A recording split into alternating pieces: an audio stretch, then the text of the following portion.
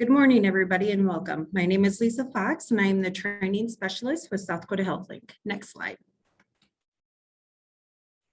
I am pleased to welcome you to this sixth informational webinar. Today's webinar will be Maximizing Value with Interoperability, Common Use Cases. Please note today's webinar is being recorded and will be made available on our website for future reference or for those that have missed this webinar. Next slide. Today's agenda will include a short overview of South Dakota HealthLink, use case review, and how to connect. Next slide. I am pleased today to have Heather Woken from our Clinical Engagement Services team present this webinar. The rest of our HealthLink team is below. We encourage you to submit any questions you may have into the chat box. We will capture those and follow up either directly or create an FAQs document. Before I turn it over to Heather, I want to remind attendees of the current funding opportunity we have available to cover membership fees until September 20th, 2022. Heather, thank you. All right, thanks, Lisa. So like Lisa mentioned, and we always do in these webinars, we'll start by just giving an overview of all of the services we provide to our members here at HealthLink.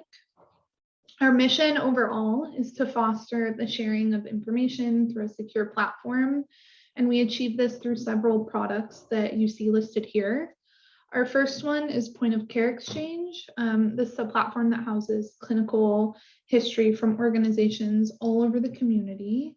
This includes lab results, progress notes, medication histories, and clinical summaries from over 70 hospitals that can be accessed by providers and used to pull back meaningful, quick information right when they need it. This tool enables clinicians to spend less time tracking down medical records and more time treating their patients. Notify, which is the next one on the list, also aims to keep providers engaged with their patients. So this is our clinical event notification tool. This tool takes information that could be searched manually in the point of care, and it actually automatically notifies providers when the information is received. So as an example, let's say you have, you're at an outpatient clinic and you're wanting to engage with your heart failure population to make sure they're getting timely follow-up after they're discharged from an inpatient stay that is outside of your organization. This tool will allow you to subscribe to a notification that will ping you right away when someone from that heart failure cohort is discharged, so that you can get them in right away, back to your clinic. You can also use this notification to go back into point of care and see if their medications were changed during that inpatient visit. This is a really great example of how these tools can be used in conjunction with one another. We also have the ability to electronically support closed loop referrals and orders and results. And then I'll quickly speak to the last one on this list as well. This fall, we have a new product coming out. This is our population health analytics tool called Health Insights. This takes clinical information that's separated by patient and point of care, and it aggregates it so you can run quick analytics on it. So in our heart failure example, maybe you haven't been signed up to receive notifications, or you don't have a need to know in the moment when these patients are discharged, but you want to look historically on that group of heart failure patients in your outpatient clinic that have a primary diagnosis of heart failure. And maybe you want to see which folks from that cohort had an inpatient admission within the last 6 months and also have not been seen in your clinic since that inpatient stay. This tool allows you to go in there, define all of that criteria and run that report to bring back a list of that patients that fits all that criteria we just defined. So we're really excited to see that coming soon. So before we jump in, I just wanted to call out that we do support multiple interoperability tools, all of which are available to our members.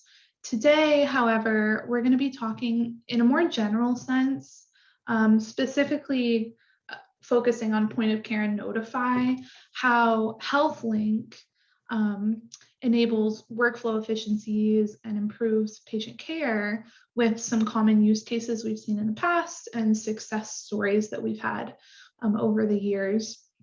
We really just want to expose everyone to some cases where HealthLink has been successful to maybe spark some ideas for how you can use the platform in your organization, no matter which care setting you're in. All right, so we'll start our conversation with the most broad use case to set the stage for kind of what to expect today. This is a scenario that can be applied virtually in every care setting, and it's the go-to case that we see most organizations use when they are adopting HealthLink first into their workflows. So trying to capture accurate and complete medical histories from patients takes a lot of time and effort. Often teams are making phone calls and faxing back and forth to get clinical records from outside facilities. An example of this is we see outpatient clinics intaking new patients, right? Often before their first appointment, a patient's first appointment, the nursing staff is calling the patient to get a history and to populate their chart with some things before they're seen by the provider. And sometimes they start with nothing. Sometimes the patient's never been seen at their facility. So with point of care exchange, this nurse can have records from all across the region in one central location, online, securely. So when they call this patient, they're verifying information rather than relying on the patient to remember it all and report it all accurately. Having this complete medical history is really important to giving the patient the best care that you can when they're actually at your facility. If you imagine your very first conversation with a new provider, it's often catching them up on things that they don't know about you. And this is still the case with point of care, but with point of care, that information still needs to be verified for them to take action on your care.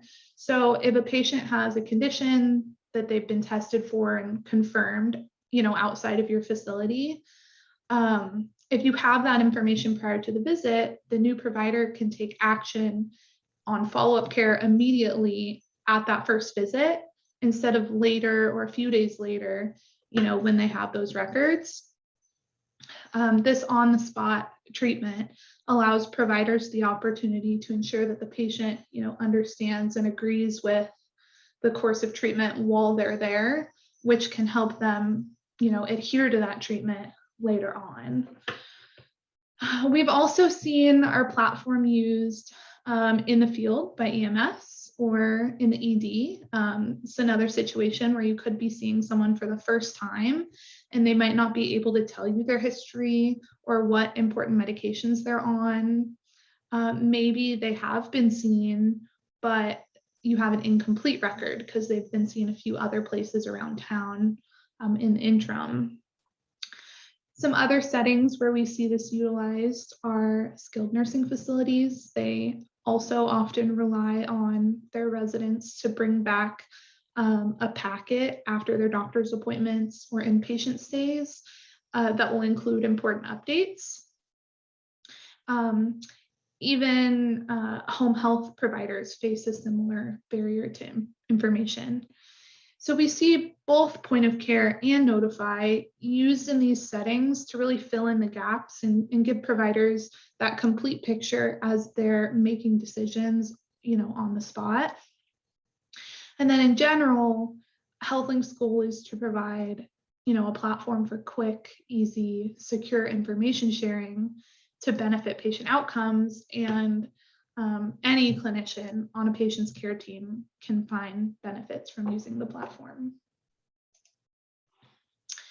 So that was pretty broad and we went over a lot. So let me expand on that last idea a bit more with this use case. So in this case, we're considering specifically the admission process, right? A patient requiring inpatient admission, for example, may not have a full record at the inpatient facility. they may have had important medication changes or relevant testing done somewhere else. With point of care exchange, that inpatient care team can access recent clinical information like medication lists and testing to help them avoid unnecessary clinical work or avoid costly duplicate testing at their facility. We have a member now that's an outpatient surgery center, and they get referrals for patients they haven't seen often. So we see them using this in this specific example. So several days prior to admission, they typically call the patient to get a history and get records, decide what testing needs to be done prior to surgery. But there's still often part of the picture left out.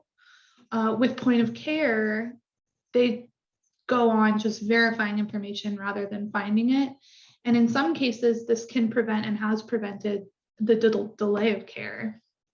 In one instance, they did a pre-admission call with a patient who wasn't familiar with or didn't mention that they had a history of MRSA.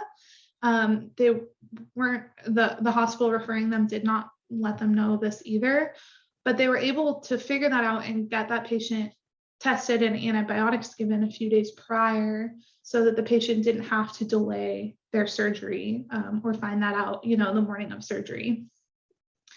Point of care also provides this surgery center with updated insurance and care team information so they can make sure they're communicating with the right folks after surgery. On the point I made earlier about non-clinical folks accessing information, we actually allow row level security. So if you have administrative staff who are contacting insurance or maybe calling patients to set up surgery from a referral, they can access that demographic and insurance information without access to the clinical information. This is the exact same tool that the clinical teams use, but it's just restricted access specific to the role. All of the information a team would access for all of these admission steps, clinical and non-clinical, are accomplished all with our point of care tool in one consolidated web portal. I do want to touch on another popular tool of ours as well. This is our clinical event notifications tool. So this use case is a great example of how Notify is used to engage with patients on the topic of admissions after inpatient admissions. One of the largest risks for readmission is a lack of timely follow-up with their provider after discharge. So sometimes providers aren't even aware that their patient was in the hospital because there isn't a mechanism to let them know. Notify allows providers to set up subscriptions for their patients or subgroups of patients, which will notify them when they've been admitted or discharged from an inpatient or ED stay outside of their facility. We have several PCP clinics using this and working it into their workflows in a couple of different ways. One example is an FQHC group whose nurse receives notifications on inpatient and ED discharges. She then communicates internally with, their assigned provider in the office about what's needed for the patient, whether that be a phone call or a visit. And then she reaches out to the patients as part of, her normal workflow. But with point of care, she's really able to stay on top of follow-up instead of catching up when hearing about discharges later after the fact. A really great feature here is that providers can subscribe to customized lists of patients, maybe just their highest risk cohorts, and receive the notifications when it's convenient for that team's workflow. So it's very customized. And another call out is oftentimes this is actually their support staff, like a tech or a nurse in the clinic, actually receiving the notification and taking those first few steps for follow-up. So we take that into consideration as well. We often just use the term provider as a blanket statement, but we fully acknowledge that sometimes that isn't, and oftentimes that isn't the actual physician. So we do allow access to all levels of staff. Overall, Notify in this case helps with timely follow-up and really allowing providers to engage with their patients right after discharge so that they have the support that they need to stay out of the hospital. Another take on how Notify has been used is with Horizon Healthcare. So they have a large population of patients who are often seen outside their facilities for several different types of care. They receive outside records often enough that they actually work to Notify and point of care into their medical records workflow. So their medical records team subscribe to all patients seen in the last 6 months, and they receive notifications on them if they've been seen in an ambulatory, inpatient, or emergency setting anywhere outside of Horizon Healthcare. They then are able to go into point of care right from that notification and access clinical information about that visit and update their home EMR with those outside records right there on the spot. By supporting this so early in the process, clinical staff needing information, further down the line in the process are able to access it just as quickly as they access their own internal information. And this saves, an immense amount of time. Another thing they can do is manage those clinical event notifications internally by sending, pertinent information to providers. They're able to kind of vet out which care teams really should be aware and when, and let them know. A call out here is that the HIE doesn't have to be just for the team providing the physical care, right? Those doctors and nurses. Often medical records or business analysis teams see the greatest value. These teams are the ones that are at the core of the information gathering process, and they ideally do a lot of that before the patient is even seen at the facility. So giving them the tools to be most successful has a trickle down effect, right, on the rest of the care team, who then don't have to spend as much time contacting that medical records team for information requests, and they can spend more time with patients having the information they need, right on the spot. So there were some examples of how we often see point of care and Notify used in different ambulatory and inpatient settings. My next example here is actually a public health example. So we have a great partnership with Medicaid Health Home, which, if you don't know, is a method for delivering care with a heavy focus on patient experience. Health Home has a lot of characteristics of the patient-centered medical home, but it's customized to meet the specific needs of those Medicaid recipients with chronic conditions or behavioral health concerns. One of the core services of Health Home is comprehensive care management, and another one is care coordination. So Health Home has a team of health coaches, and they're responsible for follow-up after a patient of theirs reports to a clinical setting. The goal is typically 72 hours after a patient is discharged to begin providing that transition support. Again, this is to avoid costly readmission and to make sure that the patient has the care they need after any acute care is given, so they don't have to go back for more acute care. So the Medicaid director that we work with, Kathy Mueller, encourages these Medicaid Health Home coaches to utilize HealthLink to be notified when their Health Home patients present for clinical care. I really like this example because it shines a light on how the HIE isn't just for those first few examples we shared, right, inpatient ambulatory settings. It's really designed to be used by the entire community.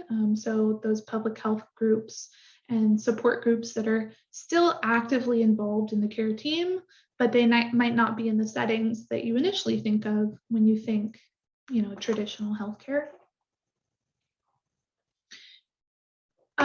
The last use case that we want to walk through today was a big win for us in the pharmacy space.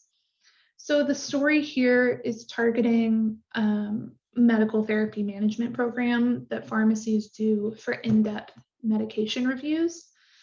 They often include follow-up calls to assess and promote medication adherence and other clinical services. These management programs have the goal of ensuring patients are receiving optimal therapeutic outcomes and ensuring that patients have the education and resources to succeed in that effort. So what HealthLink did is we partnered with Lewis Drug and South Dakota State University's School of Pharmacy to develop a pilot program using point of care to replace those traditional means of gathering patient data, right? Like faxing and phone calls. And what they found is that after 6 months, assessments that usually took 20 to 25 minutes were down to an average of 15 minutes. This allowed them to assess more patients and improve accuracy as well. If you think about the last time you made a phone call to a patient or the last time you had to have a phone call with a provider, reporting medications can be one of the most difficult parts of those phone calls. By no fault of their own, of patients' own, medications they're hard to pronounce and they're kind of hard to understand sometimes. So while some people are fantastic at managing their own medications, that's not always the case, right? So those patients who are not great at medication management are the ones that are greatly benefiting from providers having access to those medication lists and fill histories. Pharmacists need accurate and complete information to be able to provide accurate counseling, education, and advice on medications. Just stepping back a little bit here, pharmacists in general can make a major impact on patient care during those hospital to home transitions, right? Hospitals help patients, pharmacists can help patients coming home from the hospital by seeing what happened when they were in the hospital and what changes were made to their medications. So if all the medication education happens as an inpatient, information can be lost, right? Patients can't retain everything that's told to them in the hospital. Pharmacists, which patients often see a few days after their visit, can help reinforce the importance and reasoning behind certain medications, especially if they have the same information that the rest of the care team had. But typically, unless a pharmacist is seeking out this information, they're left out of the loop. So again, utilizing the HIE or HealthLink has been beneficial to many organizations throughout the community, and that value can be seen in many different settings, especially pharmacies. Having access to information in every care setting really only helps the patient receive the best quality care, and it relieves a lot of time and frustration on the provider's end.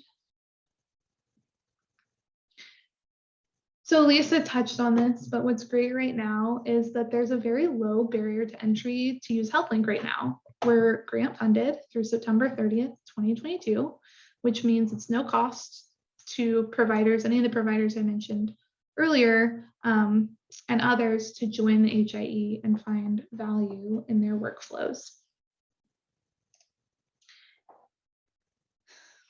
All right, a few notes on some other events that we have going on at HealthLink. As usual, our past webinars are all on our website to view. We have done specific product deep dives. If you want to learn more about point of care exchange or Notify or any of the other products I mentioned in the beginning, these are a great resource for a more in-depth information session that are product specific. Next month, we have our annual fall forum. This will be in person in Chamberlain on October 7th.